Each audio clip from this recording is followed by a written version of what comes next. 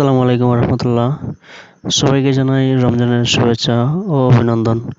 আজকের ভিডিওতে আমি দেখাবো কিভাবে এনপিএসবির মাধ্যমে আপনি বিকাশ টু ব্যাংক ট্রান্সফার করবেন। তো আমরা সবাই জানি যে আগে বিকাশ থেকে আপনার ইসলামী ব্যাংকের মধ্যে টাকা ট্রান্সফার করা যেত না, কিন্তু ইদানিং এনপিএসবির মাধ্যমে, এনপিএসবি হচ্ছে ন্যাশনাল পেমেন্ট সুইচ বাংলাদেশ। তো এটার মাধ্যমে কিভাবে বিকাশ থেকে ব্যাংকে টাকা ট্রান্সফার করবেন সে সিস্টেমটা আমি দেখাবো। তো আমরা এখানে বিকাশ টু ব্যাংক এখানে অপশনটা যে রয়েছে সেখানে আপনি ইসলামী ব্যাংকে টাকাটা ট্রান্সফার করতে পারবেন না। তো আপনি নিচে যাবেন, তারপর দেখতে পারবেন এখানে মোর অপশন রয়েছে, সেখানে মোর সার্ভিসে যাওয়ার পর দেখতে পারবেন এনপিএসবি লেখা আসছে একেবারে লাস্ট যে অপশনটা সেটাতে।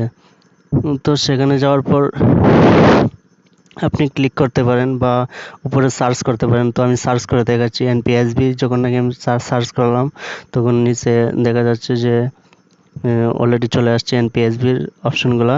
তো এখানে ব্যাংক অ্যাকাউন্টে আমি যখন অ্যাড করলাম তখন সেখানে দেখাচ্ছে বিকাশ ফেস ভেরিফিকেশন। তো এখানে আমাকে ফেস ভেরিফিকেশন করতে বলতেছে। তো যার নামে বিকাশ অ্যাকাউন্টটা তার ফেস দিয়ে ভেরিফিকেশন করতে হবে। তো আমি আমার মতো করে যেভাবে ডিরেকশন দিয়েছে সেইভাবে আমি আমার ফেস ভেরিফিকেশনটা করে নিলাম।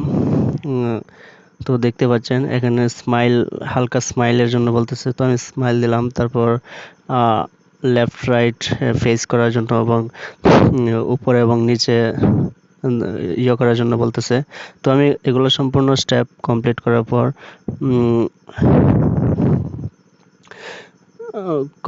পর আমি চলে যাচ্ছি আমার যে আমার ব্যাংক অ্যাকাউন্ট নম্বর সেটা খোঁজার জন্য। আমার ব্যাংক অ্যাকাউন্ট নাম্বারটা মুখস্থ নেই, তো আমি সেখান থেকে সেভ করে রেখেছিলাম সেই নাম্বারটা। এখন আমাকে এখানে উপরে যে ব্যাংক অ্যাকাউন্ট নাম্বার চাইছে ইসলামী ব্যাংকের, সে নাম্বারটা আমি এখানে প্রোভাইড করব। তো একটু অপেক্ষা করেন। তো এখানে আমি সবগুলা নাম্বার সঠিকভাবে দেওয়ার পর নিচে দেখা যাচ্ছে নেম, আমি আমার যে হোল্ডার নেম সেটা নাম দিয়ে দিলাম। দেওয়ার পর নিচে বিকাশ পিন নাম্বার চাচ্ছে, সেখানে আমাকে পিন নাম্বারটা ইউজ করতে হবে, বিকাশের যে পিন নাম্বারটা দেওয়া আছে। তো আমি অলরেডি পিন নাম্বার দিয়ে দিয়েছি এবং প্রসিডে দিয়ে দিয়েছি। তো দেখতে পাচ্ছেন আমার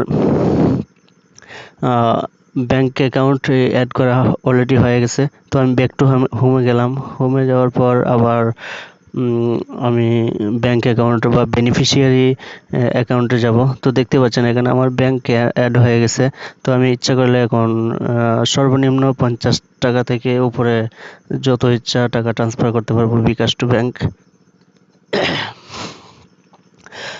তো এখানে আমি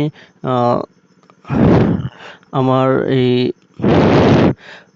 সরি একটু এই সমস্যা হচ্ছে, আমি আবার ব্যাকে গেলাম। ব্যাকে যাওয়ার পর ব্যাংক অ্যাকাউন্টে গেলাম।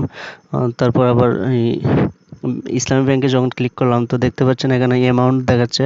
তো আমি এখানে যত অ্যামাউন্ট দেবো তত টাকাই আমার ব্যাংকে চলে যাবে। তো যারা আমার ভিডিওটি দেখেছেন তাদেরকে অসংখ্য ধন্যবাদ। আর যদি চ্যানেলটি সাবস্ক্রাইব করা না থাকে অবশ্যই সাবস্ক্রাইব করে দেবেন। আর যদি ফেসবুকে ভিডিওটি দেখে থাকেন তাহলে অবশ্যই ফলো দিয়ে দেবেন। আর যে কোনো তথ্যের জন্য অবশ্যই কমেন্টে জানাবেন। ধন্যবাদ সবাইকে।